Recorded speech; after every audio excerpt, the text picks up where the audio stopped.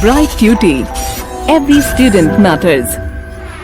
Hello children, welcome to the session. The chapter that we are going to study today is separation of substances. So students, you might have observed certain examples from daily life wherein you would have observed substances being separated from other substances or from the mixtures. So first example is that of tea leaves. When you make tea, you separate liquid tea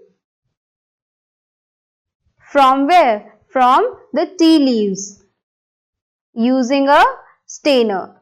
So the strainer is used to separate tea leaves from the liquid tea. Then some other example you can take of that of grains being separated from the stalks while harvesting. Then milk or curd is being churned to separate butter from it. So students, these are a few examples wherein we are separating one substance from its mixture. So why do we need such kind of separation? We will try to understand this using an activity. In this activity, we will make 3 tables. I suggest that you make these tables in your notebooks, or you can observe it from your NCERT books. In first column, you will write the separation process. In second column, you will write the purpose for which we are conducting this separation. And in the third column, you will write what do we do with the separated components, that is, what will be the use of the separated components. And the options given in the book are actually shuffled and you have to organize them as per their conditions. So the first example is separating the stones from rice. As you know, before cooking rice, what your mothers do? They clean the rice, that is, they separate the stones that may be present as the impurity in the rice. So we have to separate these stones from the rice. So why is it done? What is the purpose that we do this separation? Let us see what is the first point. First point says to separate two different but useful components. Are the two components useful? Are stones and rice both useful for cooking? Definitely not, because stone is useless and is present as an impurity in rice. So first option is not true. Then second is to remove non-useful components. Yes, the stone present in rice is actually the non-useful component and we will have to separate this before cooking rice. So, and the third point states that to remove the impurities or harmful components. So what will happen if we eat stone? It will be harmful for our bodies. So we have to separate stones from the rice or grains before cooking them. So the correct option is C for the first part. Now let us see what do we do with the separated components. We throw away the solid components. Yes, this may be the answer. Then second is we throw away the impurities. This can also be the answer. And we use both the components. This definitely cannot be true, because we cannot use stones or rice. Both the components cannot be used. So C cannot be the answer. Third, we throw away the impurities. And this is the right answer. That is, the stone is present as an impurity and we will have to throw it. So correct part is B part. Then second is churning of milk to obtain butter. What we do with milk? We churn it so that we obtain butter from it. So what we are doing is to separate. What is the purpose for this kind of separation? To separate two different but useful components. So both the components are useful. Why? Because butter is also useful and the buttermilk which is left after separating the butter is also useful. So the correct answer for second part is A. And what do we do with this? What do we do with the components? We have A and C parts left. So let us check what will be the correct part. We throw away the solid components. No, we do not throw away butter. So this cannot be the answer. The correct answer will be C part, because we use both the components. That is, we use butter as well as we use buttermilk. Now for the C part, only one option is left. So students, you can see that after finding the solution for first two part, the third part will be automatically the answer for the third part, that is separating the tea leaves. What we are doing? We are removing the non-useful components, because we are drinking tea and we cannot consume these tea leaves. So what part is that is what do we do with the components? Will be A part. We throw away the solid components. So in tea leaves are solid components. These are solid components, and then we have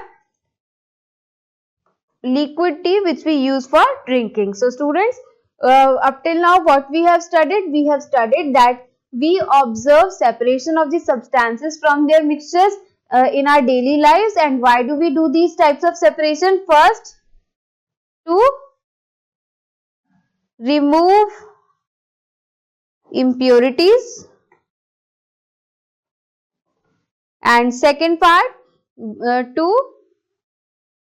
separate two different but useful components,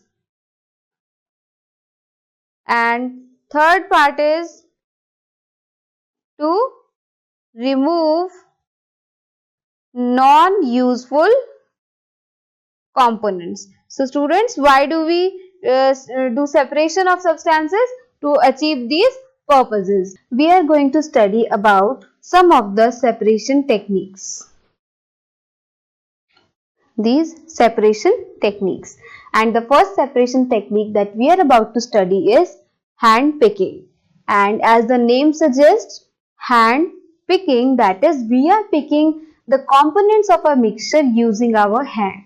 And one of the most basic example from daily life is when you are having a plate of poha or fried rice, you might have observed chilies in it, and I'm sure that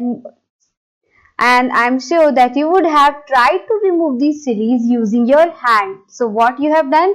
You have already done the technique of separating using hand picking, wherein you are just using your hands to separate the components of a mixture that are unwanted or that you don't want in your mixture. So let us understand this using an activity, a really simple activity, wherein you will bring a packet of food grain and spread these food grains on a piece of paper, okay, on a sheet of paper. Now you have to remove any impurities that is present in these grains, and these impurities can be stones, husks, broken grain, or particles of some other grain in it. And this process is known as hand picking. So we have done first separation technique, which is hand picking. So let us now move ahead towards the next type of separation technique, which is threshing. So students, what is threshing? Threshing is the process which is used to separate grains from the stalks or the stem, is known as threshing. And you can observe it from the picture. This is what these are: stalks, and these are grains, and we have separated these grains from these stalks, and this process of separating these grains is known as threshing. So what do we do in this process? In this process, the stalks are beaten to free the grains seeds. So we are freeing the grain seeds by beating these stalks. And sometimes threshing is done with the help of bullocks, and when we require a large quantity of seeds, we use machines, and these machines are used to thresh large quantities of grains. So students, up till now we have studied two separation techniques. First was using hand picking, and the second technique is threshing. So in the coming session we will study more about different separation techniques. We are going to discuss a few more methods of separation of substances. So the method that we are going to discuss now is about winnowing.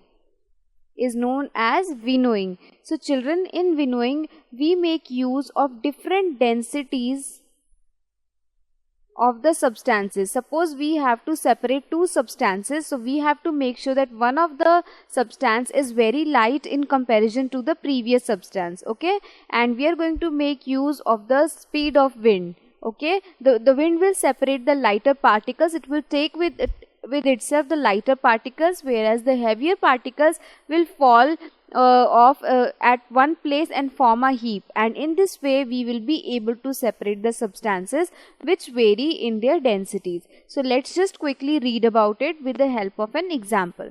So children, we have to make a mixture of dry sand with sawdust or powdered dry leaves. So what we are doing, children, we are making a mixture of sand, and everyone knows that sand is heavy. With this we are mixing sawdust, which is the dust of the wood, which is very light. Okay, so we can clearly observe that the two substances that we are using vary greatly in their densities. Instead of sawdust, in case you don't have sawdust available with you, you can also use powdered dry leaves, which is again very light in their texture.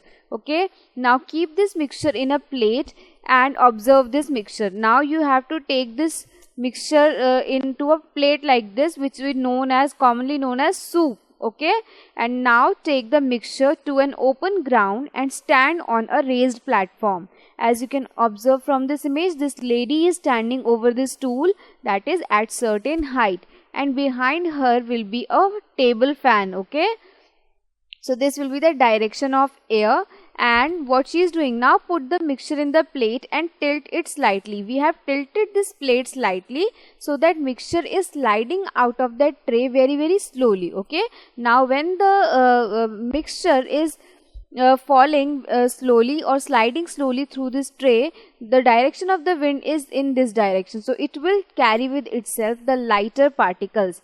Okay, and whereas the heavier particles will be collected over here. And children, this method is commonly used to separate a mixture of grains from husk, and everyone knows that husk is very light, so husk will be carried away with the speed of wind, whereas the grains will be collected in a pile like this, as you can observe in the image. Okay, so how do we define the process of winnowing? So the method of separating components of a mixture is called as winnowing, wherein we are using the speed of wind or the direction of air to separate the lighter particles from the heavier particles. Okay children, so I really hope that you would have understood the process of winnowing very well. Winnowing. Materials required: mixture of wheat grain, straw and dry leaves, table fan. Method: take a mixture of wheat grain, straw and leaves in a steel plate. Place a table fan on the edge of table and switch it on. Hold the plate in slightly tilted position in the direction of wind and allow the mixture to fall down. You notice that wheat grains almost fall straight in the downward direction, whereas dried straw and leaves are blown off far away.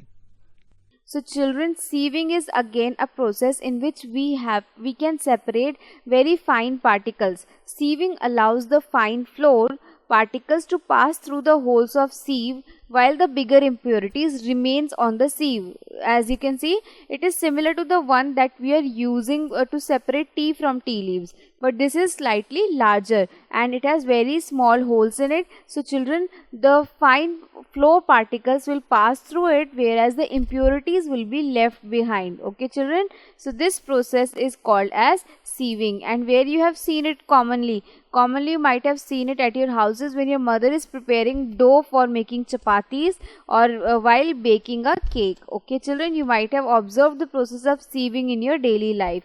Also, children, sieving is used at construction sites to separate pebbles and stones from the sand. A sieve, as you can observe from this image, what they do, they pour the mixture of sand and stone into this, so the larger particles will be left behind in the sieve, whereas the sand will be separated. Okay, children, and this process is known as sieving. Okay, so let's move to the next activity. Now children, what we are doing, we have taken a sieve and a small quantity of flour and sieve the flour to separate any impurities in it.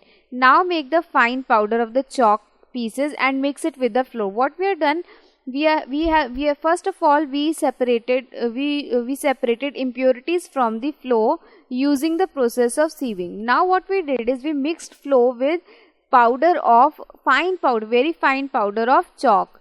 So what will happen, children? Can we separate the two substances using sieving? Yes, we can. So children, sieving can be done only when the components of different sizes of mixtures, components of a mixture are having different sizes. So the larger particles will be left behind in the sieve, whereas the finer particles will pass through it. Okay, and in this way we can separate them.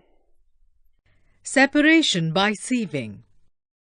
Materials required: sieve, wheat flour, common salt, dry pulses, pebbles, straw. Method: take about 10 grams of wheat flour and in it mix some dry pulses, few pebbles and few pieces of straw.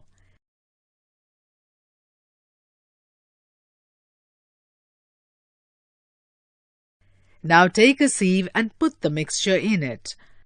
Place a clean plate under the sieve and gently rock it. You notice that wheat flour passes through sieve, but the pulse, pebbles and straw are left in the sieve. Why did the pulses, pebbles and straw not pass through sieves? It is because the size of these substances is much larger than the holes of sieve. Take about 10 grams of wheat flour and in it mix about 5 grams of common salt. Sieve the mixture as stated above.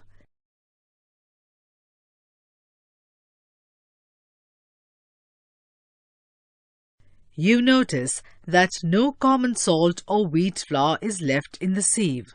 Why?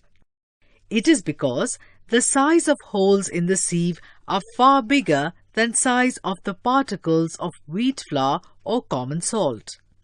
Thus, they easily pass through the holes of sieve. Conclusion: separation by sieving is only possible if the size of one kind of particles is bigger than the size of holes in the sieve and the size of other kind of particles is smaller than the size of holes in the sieve.